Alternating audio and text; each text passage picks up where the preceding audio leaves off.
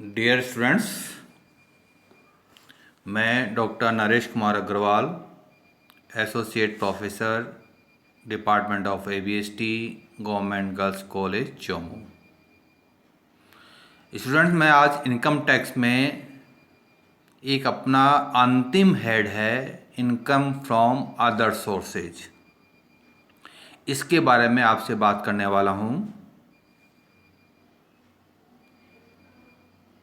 Income from other sources students, आपको पहले बता रखा है कि इनकम टैक्स में जो भी इनकम होगी वो रिलेवेंट हेड में टैक्सेबल होगी।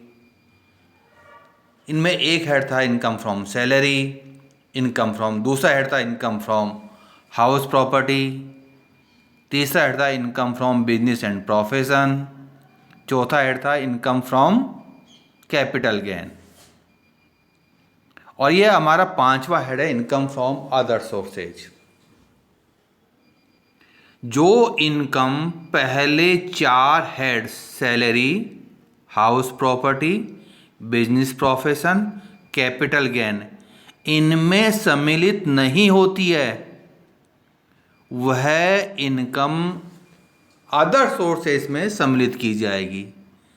यानी पहले चार हेड में कोई इनकम यदि कर योग्य नहीं आती है या उस हेड हम टैक्सेबल नहीं करते हैं तो वह इनकम हमारे जो अंतिम हेड है पांचवा उसमें सम्मिलित की जाएगी।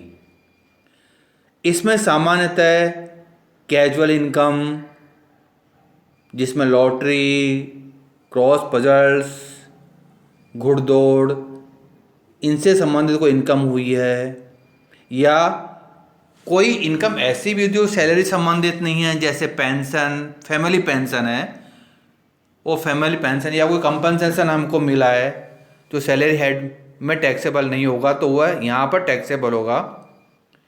इसी तरह हमको कोई किराए से आय प्राप्त हुई है, रेंट, इनकम फ्रॉम रेंट, कि हमने कोई प्लांट एंड मशीनरी, फर्नीचर या लैंड कोई दी है जो हाउस प्रॉपर्टी में टैक्सेबल नहीं हो सकती है, वो यहाँ पर टैक्सेबल होगी। कोई इनकम बिजनेस प्रोफेशन में सम्मिलित नहीं होती, कमीशन के कोई इनकम हमारी, या हमें कोई ब्रोकरेज मिला जो बिजनेस में सम्मिलित नहीं है, वो यहाँ पर टैक्सेबल होगा।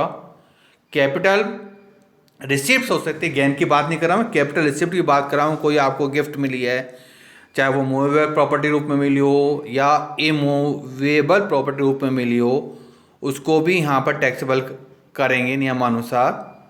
इसी तरह कोई डिविडेंड इनकम मिली है वो भी टैक्सेबल होगी।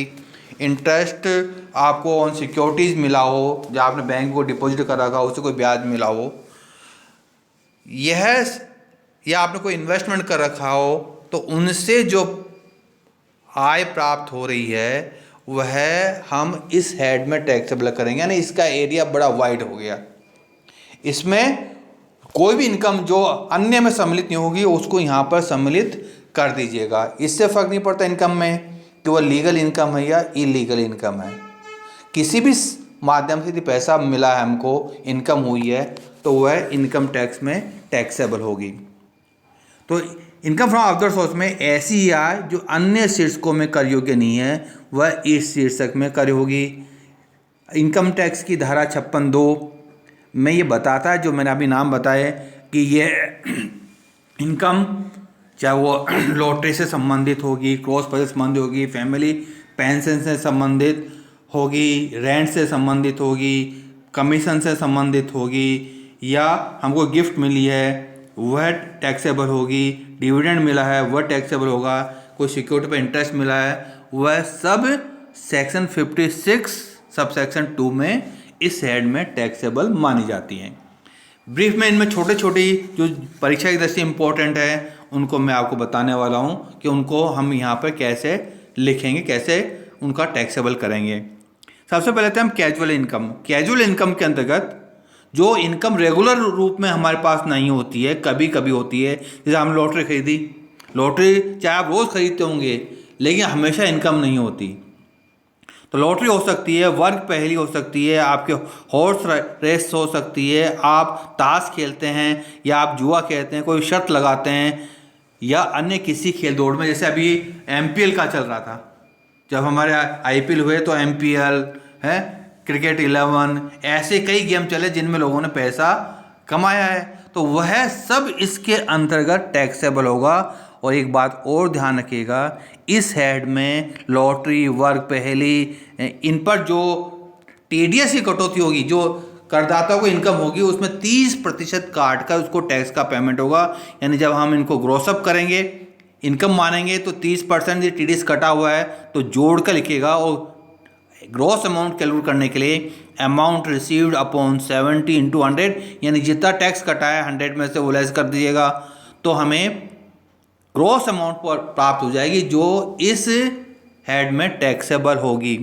एक बात और ध्यान रखिएगा कि लॉटरी से कोई हानि होती है तो उस हानि को हम कैरी फॉरवर्ड नहीं कर सकते, सेट ऑफ के लिए उसका उपयोग नहीं कर सकते। और कोई भी एक्सपेंडिचर छूट नहीं मिलेगी, भाई मैंने 4 बार लॉटरी खरीदी, मेरा तो इतना खर्चा हो गया, अब मुझे इसमें से छूट मिल जाए, तो वह छूट भी कोई एक्सपेंडिचर की आपको प्राप्त नहीं होगी कैजुअल इनकम में। विशेषकर लॉटरी, वर्क, पहेली, घुड़दौड़, और विशेषकर जो मैंने अभी नया नाम लिया MPL, ये नया नाम है, तो ऐसे किसी भी गेम में आपको कोई भी इनकम प्राप्त हुई है तो उसको आप इस हेड के अंतर्गत टैक्सेबल करेंगे, 30% इस पर TDS काटेंगे। दूसरी जो सबसे बड़ी इनकम होती है फैमिली पेंशन। सामान्यतः पेंशन की इनकम हम सैलरी हेड में टैक्सेबल करते हैं, लेकिन फैमिली पेंशन की जो इनकम है वह इस हेड में टैक्सेबल होगी।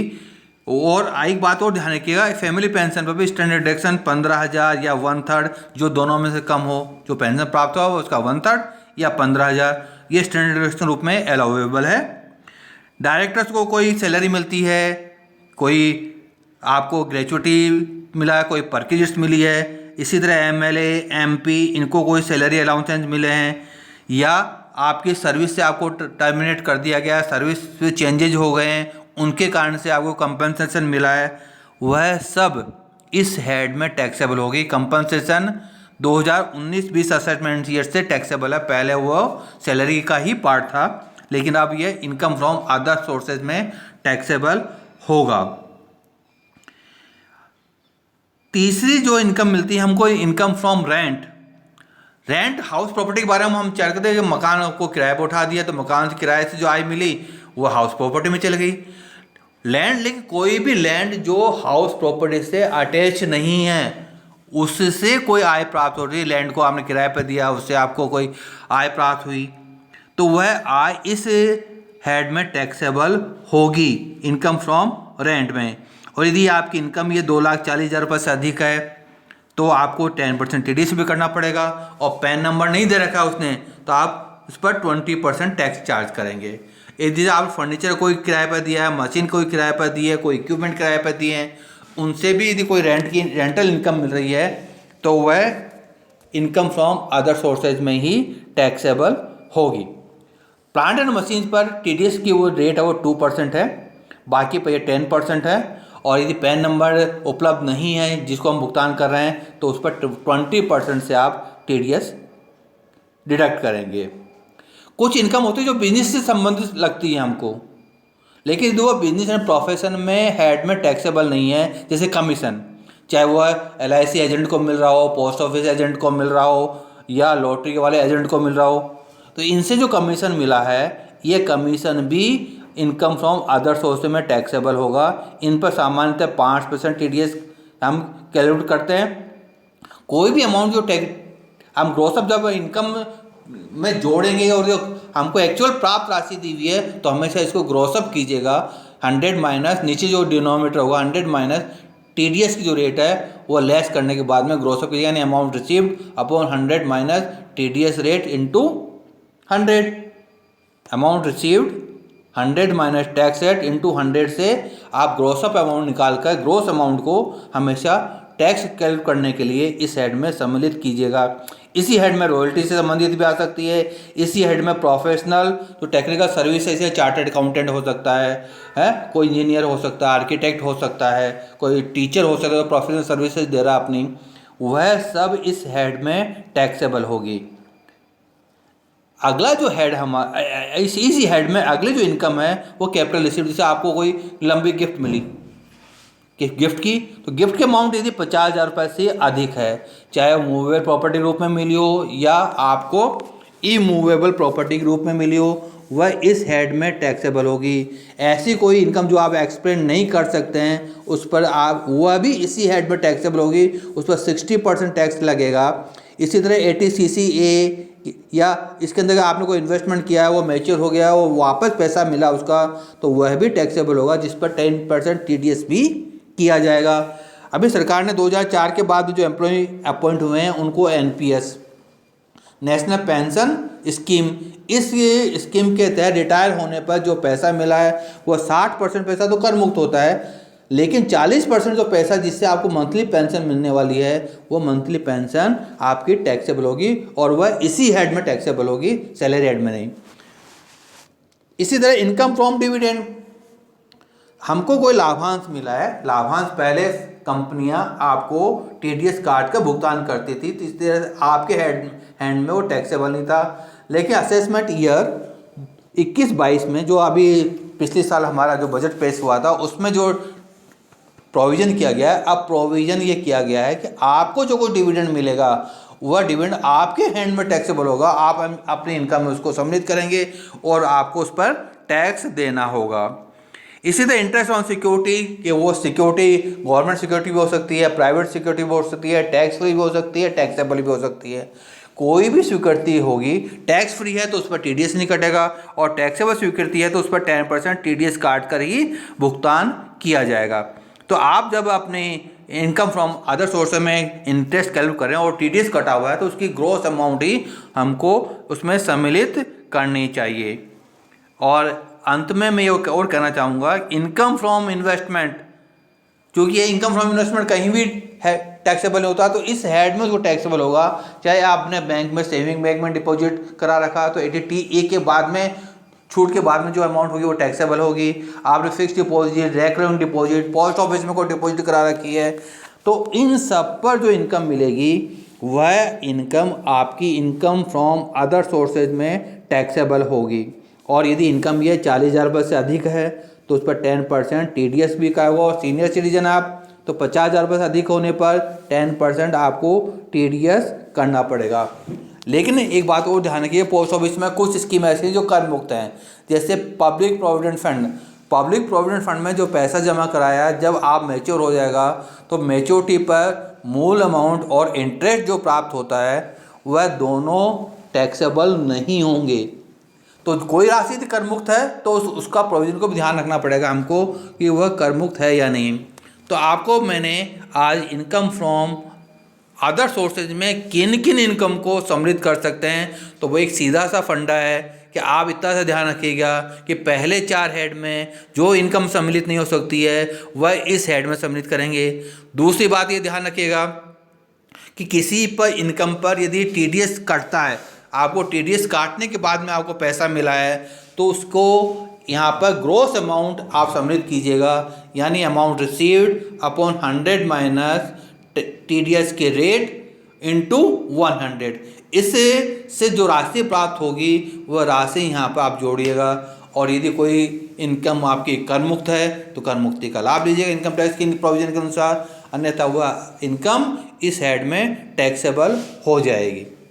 तो आज हमने इनकम फ्रॉम अदर सोर्सेज के बारे में पढ़ा है। आप लोगों को इस इनकम फ्रॉम अदर सोर्सेज में मैंने बहुत ब्रीफ किया है आपको, जो परीक्षा की दृष्टि से जितना मेरे को इम्पोर्टेंट लगता था। आप लोगों को कोई भी कठिनाई हो या कोई भी पॉइंट समझ में नहीं आ रहा हो तो आप कांटेक्ट कर सकते हैं मेरे व्हाट्सएप पर, मेरे मोबाइल नंबर पर। मैं आपकी समस्या का तुरंत समाधान करूँगा। और मैं इसके बारे में 1-2 क्वेश्चन भी आपको प्रैक्टिकल, जो आज आपने थ्योरी पढ़ी है, कुछ प्रोविजन जाने हैं, उनके आधार पर एक न्यूमेरिकल क्वेश्चन भी आपको जल्दी ही सोल्व कराने वाला हूँ। धन्यवाद।